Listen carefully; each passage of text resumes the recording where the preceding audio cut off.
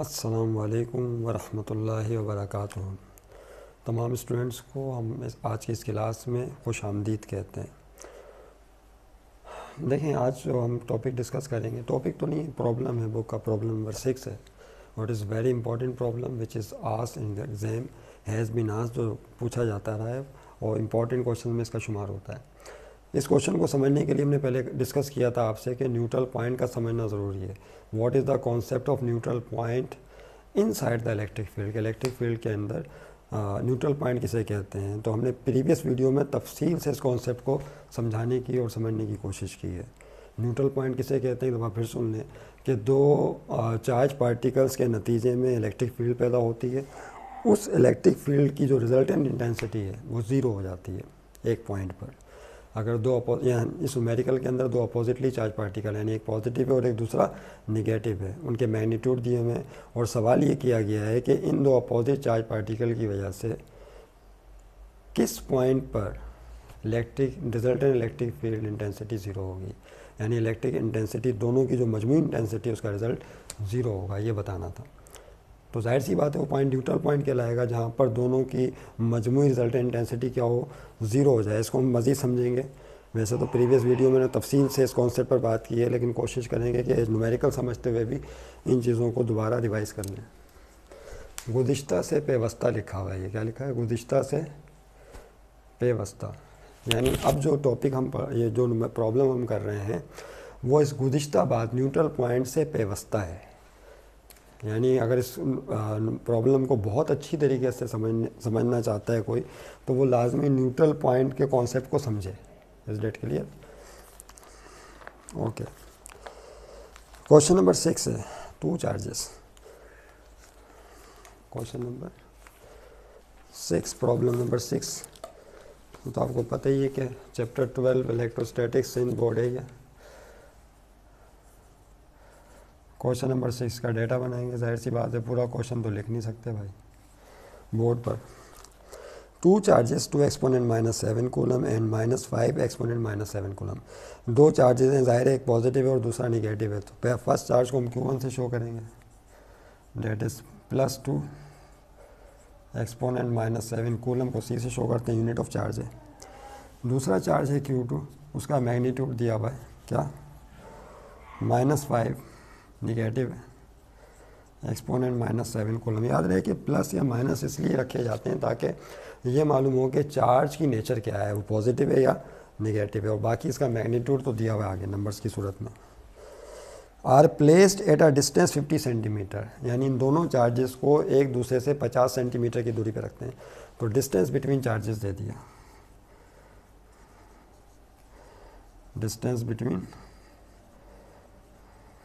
Charges. इसको हम किससे शो करें, D से शो कर देते हैं। ये 50 सेंटीमीटर दिया हुआ है, इसको मीटर में तब्दील करना पड़ेगा। तो आप जानते हैं कि सेंटीमीटर को मीटर में तब्दील करने के लिए 100 से डिवाइड करते हैं, 50 डिवाइडेड बाय 100 तो मीटर में तब्दील हो जाएगा। डिवाइड करें तो ये बन जाता है 0.5, क्या बन जाएगा, 0.5 मीटर। ये इनका दरमियानी फासला है from each other. Find a point on the line joining the charges. इन चार्जेस को ज्वाइन करने वाली लाइन पर वो पॉइंट मालूम कीजिए at which the electric field is zero, कि जिस पर electric field zero. Electric field zero होने का मतलब आप जानते हैं कि रिजल्टेंट इलेक्ट्रिक इंटेंसिटी दोनों चार्जेस की ज़ीरो। फाइंड अ पॉइंट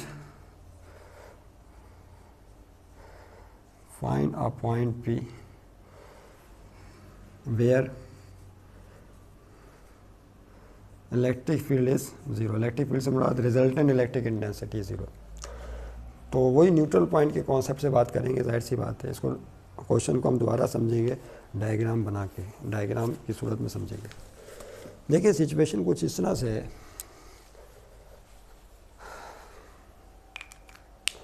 रात भर का है मेहमान अंधेरा, किसके रोके रुका है सवेरा। सुबह हो चुकी है, आज की सुबह ये, और आज क्वेश्चन नंबर प्रॉब्लम नंबर 6 भी हम कर रहे हैं। डायग्राम बनाइए इसमें प्लीज़, इसको मिटाना पड़ेगा, देख लीजिएगा। ये डिस्टेंस है बिटवीन द चार्जेस 0.5 मीटर है, तो सेंटीमीटर में था उसको हमने मीटर में तब्दील कर लिया। अगर हम डायग्राम बनाएं तो देखें यहाँ पर this is positive and this is negative charge particle. अब जाहिर है इन दोनों अपोजिटली चार्ज पार्टिकल्स के बीच में तो वो पॉइंट नहीं हो सकता। देखें ये एक लाइन है, इन दोनों चार्जेस को एक लाइन के ज़रिए ज्वाइन कर दें तो this is a line joining the charges. ये लाइन दोनों चार्जेस को ज्वाइन कर रही है। इस लाइन को आप पॉजिटिव के लेफ़्ट पे भी बढ़ा सकते हैं, नेगेटिव के राइट पे भी बढ़ा सकते हैं। यानी आप चाहें तो इस लाइन को आगे तक ले जाएं, चाहें तो इस लाइन को इस तरफ राइट हैंड साइड पे नेगेटिव की उस तरफ ले जाएं। तो न्यूट्रल पॉइंट के कॉन्सेप्ट वाली वीडियो में हमने बात की थी कि न्यूट्रल पॉइंट वो पॉइंट होता है कि जहाँ पर दो मुख्तलिफ चार्जेस की जो रिजल्टेंट इंटेंसिटी है वो ज़ीरो होती है।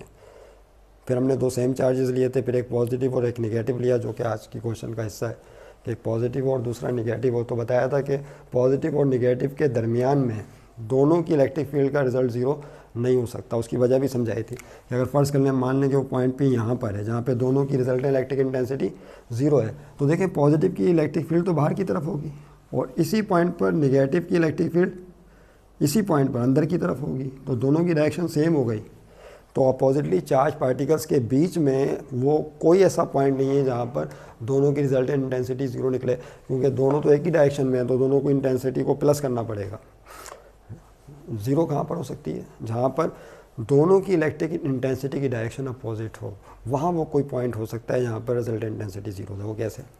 तो हम मान लेते हैं कि ये पहला चार्ज Q1 है और दूसरा चार्ज Q2 है, और Q1 से यानी लेफ़्ट साइड पर या तो इंटेंसिटी ज़ीरो होगी या राइट पर होगी, तो हम लेफ़्ट पे ले रहे हैं।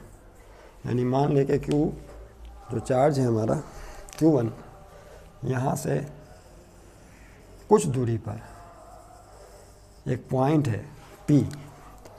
इस पॉइंट P पर दोनों चार्जेस की जो नेट इंटेंसिटी है डेट इज़ ज़ीरो। इसको रिजल्टेंट इंटेंसिटी भी कहते हैं। इसके साथ आर लगा देते हैं।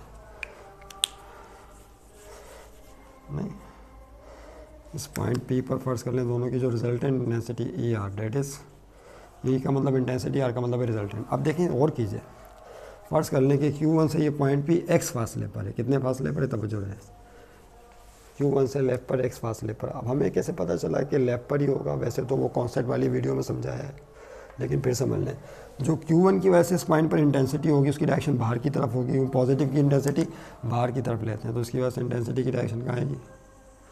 बाहर की तरफ आएगी। इस इंटेंसिटी को नाम दे देंगे किसका? E1 का, Q1 की बाहर की तरफ। अब इसी पॉइंट पर ये Q2 की वजह से इंटेंसिटी होगी। फर्स्ट कर लें पॉजिटिव चार्ज बीच में नहीं है, कुछ भी नहीं है, तो नेगेटिव ये जो पॉइंट P है दोनों की इलेक्ट्रिक फील्ड के अंदर होगा। इलेक्ट्रिक फील्ड से तो बाहर जाना ही नहीं है आपने। इलेक्ट्रिक फील्ड से बाहर चले गए तो वहाँ तो ज़ीरो पॉइंट बन जाएगा। वो ज़ीरो पॉइंट वाला हमारा क्वेश्चन नहीं है अभी। दोनों की इलेक्ट्रिक फील्ड यहाँ पर मौजूद है, रिजल्ट ज़ीरो है। तो Q2 की वजह से जो इंटेंसिटी होगी इस पॉइंट P पर होगी, उसकी डायरेक्शन किस तरफ होगी? Q2 की जानिब होगी, अंदर की तरफ। तो उसको कैसे बनाएंगे? तो इसकी इंटेंसिटी को जो है हम लोग इससे शो कर देते हैं, इससे, इस रेड मार्कर से। देखिए इसकी इंटेंसिटी जो है चार्ज Q2 की वजह से जो इंटेंसिटी E2 से शो कर रहे हैं हम, उसकी डायरेक्शन अंदर की तरफ होगी। पॉइंट P पर इसकी डायरेक्शन इस तरफ है। अब यहाँ पर अगर दोनों की इंटेंसिटीज़ एक दूसरे के इक्वल हो मैग्नीट्यूड के अतबार से, अगर मैग्नीट्यूड के अतबार से इक्वल हो तो दोनों का रिजल्ट ज़ीरो बन जाएगा। ये बात हम गुज़श्ता वीडियोज़ में तफसील से बात करते रहे। फ़र्ज़ करने के फर्जी मिसाल ले लेते हैं समझाने के लिए कि फ़र्ज़ करने E1 जो है वो 10 न्यूटन पर कूलम है। कितना है? E1 10 न्यूटन पर कूलम है, और E2 भी फ़र्ज़ कर लें 10 न्यूटन पर कूलम है। तो टोटल इंटेंसिटी कितनी होगी दोनों की? क्या 10 और 10 प्लस होगा? 20 हो जाएगी? नहीं, 20 नहीं होगी, क्योंकि इंटेंसिटी वेक्टर क्वांटिटी है और वेक्टर क्वांटिटीज़ को ऐड करते वक्त उनकी डायरेक्शन का ख्याल करना पड़ता है। तो दोनों की डायरेक्शन चूँकि अपोजिट है तो एक प्लस में होगी और दूसरी माइनस में, तो रिज़ल्ट क्या हो जाएगा? ज़ीरो। तो इसका मतलब ये हुआ कि अगर दोनों इस पॉइंट पर दोनों के मैग्नीट्यूड ऑफ इंटेंसिटी सेम हुए तो फील्ड रिजल्ट इंटेंसिटी इस पॉइंट पर ज़ीरो होगी। ये बात ध्यान में रखिएगा। तो क्वेश्चन को सॉल्व करते वक्त आपने सबसे पहले सोल्यूशन में क्या लिखना है कि लेट पॉइंट P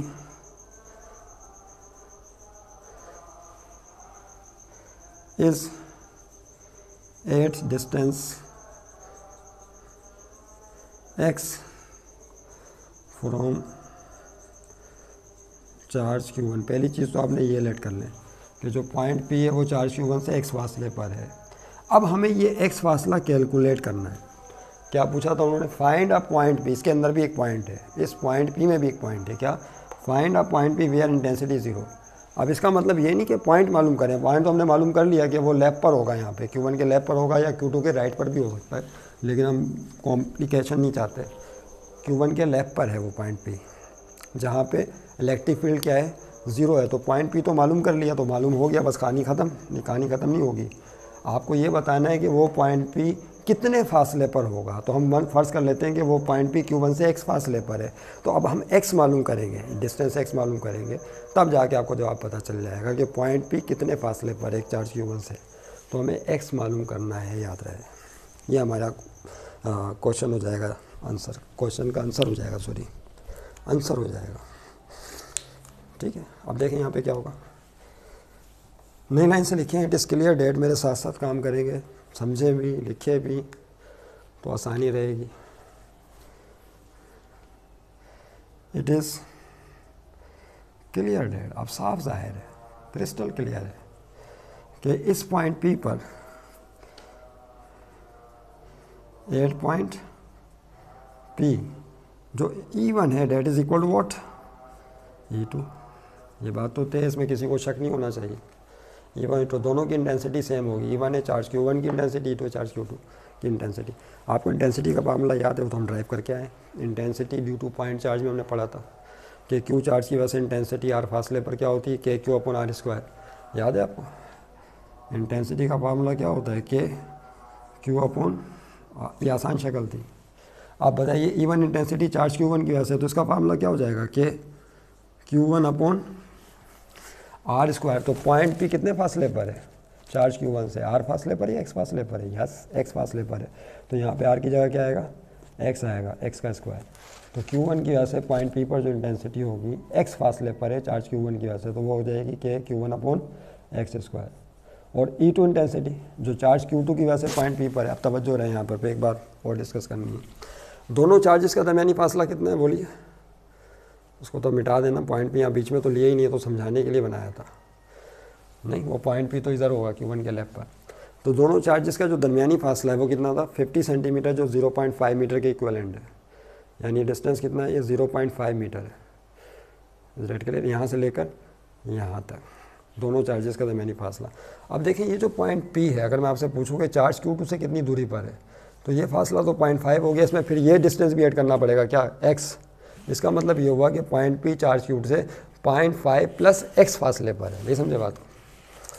इसमें डायग्राम से तो आसान हो गई ना बात, के जो पॉइंट पी है Q1 से तो x फासले पर था, लेकिन Q2 से कितने फासले पर होगा, 0.5 प्लस x।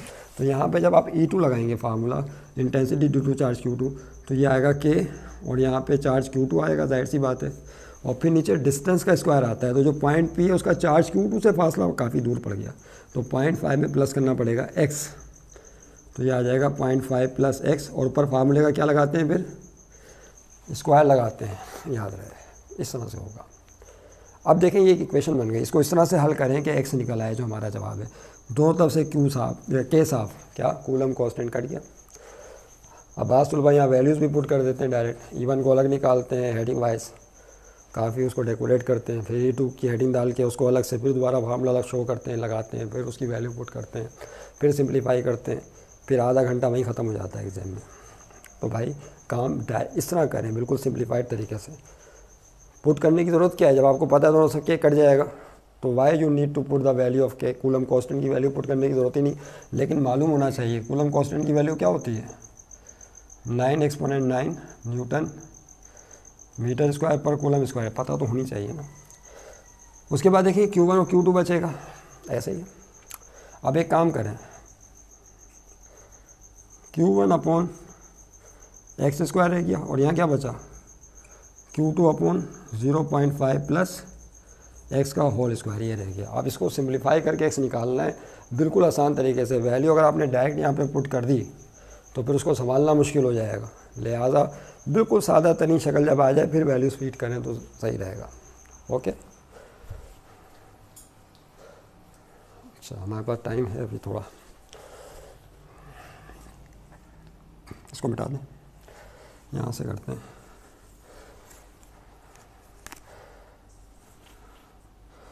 इसको सामने होना चाहिए, देखिए ये आपके सामने। अब एक काम करें, यहाँ पे ये जो है ना क्रॉस मल्टीप्लाई में क्रॉस मल्टीप्लाई तो नहीं कर रहे हम लोग, ये जो ब्रैकेट है इसको Q1 से एक्सचेंज कर लें। क्या मतलब है, यानी 0.5 प्लस एक्स का जो होल स्क्वायर है इसको यहाँ भेज दें, डिवाइड में ऊपर आ जाएगा और Q1 इसकी जगह चला जाएगा। होता है ना इस तरीके से, यानी ये रकम डिवाइड में ये ऊपर आ जाएगी और Q1 ऊपर है ये नीचे आ जाएगा। दोनों एक दूसरे से एक्सचेंज कर सकते हैं according to rule of mathematics. ये भी एक तरह की क्रॉस मल्टीप्लाई में तो दोनों तरफ से लेके जाते हैं ना, इसमें एक्सचेंज करते हैं। तो क्या होगा देखें, 0.5 प्लस एक्स का होल स्क्वायर ऊपर आ जाएगा और इसके अपॉन में कौन है, एक्स स्क्वायर, ये अपनी जगह रहा है, इसको नहीं छेड़ा है। और is equal to right hand side पे Q2 भी अपनी जगह है, इसको भी नहीं छेड़ा। क्या चीज़ आ गई यहाँ पे, बोले शाबाश Q1। तो Q1 यहाँ आ गया और कुछ नहीं किया, सब कुछ अपनी जगह है, सिर्फ ये ब्रैकेट यहाँ Q1 के पास आ गई और Q1 उसकी जगह चला गया। दोनों को एक दूसरे से रिप्लेस कर दिया है बस। ओके, अच्छा अब देखिए क्या करेंगे, अब हम करीब आते जा रहे हैं। ये 0.5 प्लस एक्स पे स्क्वायर है और यहाँ पे एक्स पे स्क्वायर है, तो क्या इसको एक ही ब्रैकेट में स्क्वायर करके लिख सकते हैं, होल स्क्वायर करके। 0.5 प्लस एक्स अपॉन एक्स लिखा आपने और होल स्क्वायर डाल दिया। कर सकते हैं सर, बिल्कुल कर सकते हैं। ये स्क्वायर ऊपर वाले न्यूमरेटर पे भी आएगा, ये स्क्वायर पे डिनोमिनेटर पे भी आ जाएगा। Law of quotient of power वाला जो फार्मूला है, लॉ या कानून है, आप याद रखें। तो स्क्वायर ऊपर भी नीचे भी, इसी तरीके से स्क्वायर को चाहें तो होल स्क्वायर की सूरत में लिख सकते हैं। इस पे से भी हटा दें, इस पे से भी हटा दें, एक बड़ी ब्रैकेट डालें, ऊपर स्क्वायर पहुंचा दें। अब रह गया मसला इसका Q2 और Q1 का। Now time comes to feed the value. Q2 की जगह क्या आएगा, 5 एक्सपोनेंट -7 कूलम लिखते नहीं।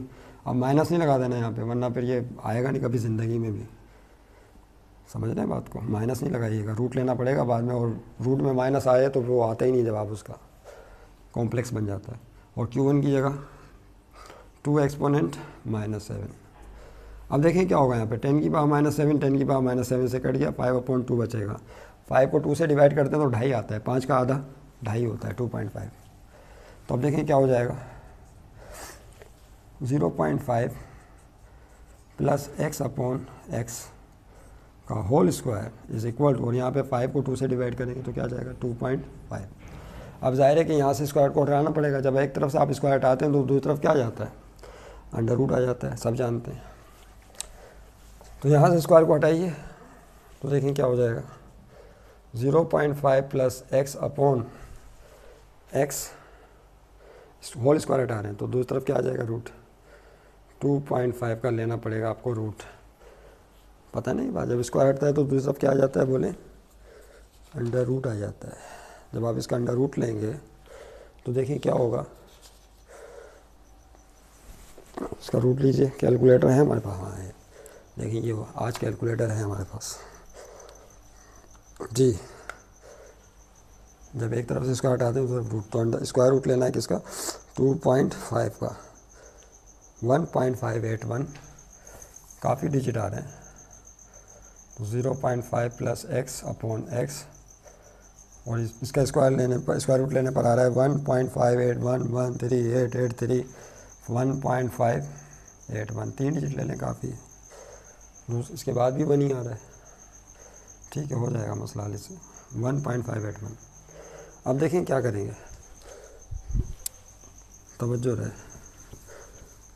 अब यहाँ से एक्स को उधर भेज दीजिए दूसरी तरफ, तो 0.5 प्लस एक्स अपनी आ रहा, ये एक्स वहाँ मल्टीप्लाई में चला जाएगा तो 1.581 एक्स इस डेट के लिए, ये एक्स डिवाइड में तो सब किस में जाएगा, मल्टीप्लाई में जाएगा। आप चाहें तो मल्टीप्लाई का साइन डाल के एक्स लिख दें, या साथ में मल्टीप्लाई के बगैर एक्स लिख दें, एक ही बात है। अब एक्स वाली रकमों को एक तरफ करेंगे, प्लस एक्स को उधर भेजें, 0.5 यहीं रह गया, is equal to, pure mathematics चल रही है, तो 1.581 एक्स साथ में जोड़ दिया, और प्लस एक्स वहाँ जाके क्या हो जाएगा, माइनस का एक्स हो जाएगा। भाई ये प्लस का एक्स है ना, इसको भेजेंगे वहाँ तो माइनस में हो जाएगा। अब इन दोनों में क्या कॉमन है, एक्स कॉमन है, इसका कोएफिशिएंट कौन है, 1, लिखते नहीं, दोनों में एक्स कॉमन निकाल लें तो 1.581 बचेगा, और यहाँ से एक्स कॉमन गया तो 1 रह गया, एक्स बाहर चला गया, जो कॉमन उसको हमने बाहर लिख दिया। लेफ्ट पे भी लिख सकते हैं, राइट पे भी लिख सकते हैं। तो 1.581 एक्स कॉमन गया, फिर 1 बचेगा, एक्स कॉमन चला गया। 1.58 में से 1 निकालें तो क्या आएगा, बोलिए 0.5, इसमें से 1 निकालेंगे तो 0.581 आएगा, और साथ में कौन है, मल्टीप्लाई एक्स। हमें तो x चाहिए, ये मल्टीप्लाई में 0.581 को यहाँ दोबारा भेजेंगे, डिवाइड में चला जाएगा, या साइड चेंज करके सॉल्व कर लें, बात एक ही है, जिस तरह चाहे कर लें, साइड चेंज करें, क्योंकि जो चीज़ चाहिए वो लेफ्ट पे होनी चाहिए। तो 0.581x या मल्टीप्लाई x लिखा हुआ है, चलें आप उसी स्टाइल में लिख लें, इज़ इक्वल टू 0.5। देखिए साइड चेंज की हमने, ये रकम लेफ्ट पे लिख दी और वो राइट पे। साइड चेंज करने का मतलब ये होता है कि अगर a is equal to b लिखा है तो आप उसको b is equal to a लिख सकते हैं। a बराबर है b के, तो b भी a के बराबर है, फिर साइन चेंज करने की ज़रूरत नहीं होती। ओके, अब इसको उधर भेजें डिवाइड में, तो x इज़ इक्वल टू, खेल है, मैथमेटिक्स है, अगर आपको रूल पता है तो आप खेलते हैं। ये मल्टीप्लाई में, दूसरी तरफ डिवाइड में, तो राइट हैंड साइड पे 0.5 डिवाइड 0.581 नीचे चला गया। नहीं समझे बात तो अब इसको इससे डिवाइड कर दें, आई थिंक 86 आएगा। डिवाइड करने पर क्या आएगा? 0.86 आएगा। देखते हैं डिवाइड करके, 0.5 डिवाइडेड बाय 0.58, वो जो भी था 0.86 आ गया। जैसे ये क्या यूनिट होगा इसका, बोलें? मीटर। क्या होगा? क्योंकि डिस्टेंस है, इसका मतलब है कि इतने मीटर पर। अच्छा, ये मीटर जो है 0.86 छोटा है, यानी बहुत 1 मीटर से भी कम फासला है। अगर 1 मीटर से भी कम फासला हो ना तो छोटे यूनिट में शो करें। मीटर से छोटा सेंटीमीटर होता है। मीटर को सेंटीमीटर में तब्दील करें तो क्या करते हैं? 1 मीटर में 100 सेंटीमीटर होते हैं। 1 मीटर में कितने सेंटीमीटर होते हैं? 100। तो मीटर को सेंटीमीटर छोटा बनाने के लिए 100 से मल्टीप्लाई करते हैं। ये रिलेशन नंबर कहलाता है, याद रहे। तो 0.86 को मल्टीप्लाई कर देंगे 100 से, तो ये सेंटीमीटर में तब्दील हो जाएगा भाई। तो ये क्या आ जाएगा? 86 आ जाएगा। 86 centimetre. Required distance of point P, required distance of point P from charge Q1, from charge Q1। ये है वो फासला, 86 सेंटीमीटर बन रहा है तकरीबन। Q1 से 86 सेंटीमीटर की दूरी पर वो पॉइंट P होगा जहाँ पे दोनों की रिजल्टेंट इंटेंसिटी 0 होगी, इलेक्ट्रिक फील्ड 0 होगी। इम्तिहान में पूछ सकते हैं कि चार्ज Q2 से बताओ वो फासला कितना है। किससे बताओ? चार्ज Q2 से। तो आप 0.5 मीटर था ना, 0.5 मीटर में क्या आया था? 0.86 मीटर। मीटर में मीटर प्लस करेंगे तो ये चार्ज Q2 से फासला आ जाएगा। पूछा नहीं है लेकिन एक इम्तिहान में पूछ सकते हैं। ये 50 सेंटीमीटर, अगर सेंटीमीटर में लेना तो 50 सेंटीमीटर में 86 सेंटीमीटर प्लस कर दो तो सेंटीमीटर में आ जाएगा। नहीं समझे बात को? जैसा देश वैसा भेस, यानी मीटर है तो मीटर यूनिट इस्तेमाल करेंगे दोनों जगह, और सेंटीमीटर में तब्दील किया तो दोनों तरफ सेंटीमीटर ही यूनिट इस्तेमाल करने पड़ेंगे, वरना गड़बड़ हो जाएगी।